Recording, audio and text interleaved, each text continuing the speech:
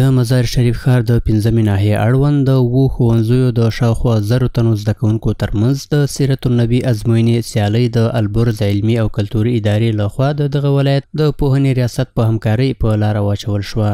مسؤلین وایي چې له دې سیالۍ څخه موخه د اسلامي ارزښتونو پیاوړتیا او د پیغمبر صلی الله علیه وسلم له سیرت سره د زده کوونکو آشنا کول دي. کمیته فرهنگی و علمی البرز یک جا شده تا به خاطر شناخت بهتر منجی عالم بشریت حضرت محمد مصطفی صلی الله علیه وسلم امتحان ترتیب کنه تا به بهانه بدانیم که یک خدمتی برای اولاد وطن کرده باشیم که تا امورات رفتار گفتار و کردار عمل بهترین عالم بیاموزن تا باشه که الگو باشه برای خانواده خود و مردم خود و محل خود.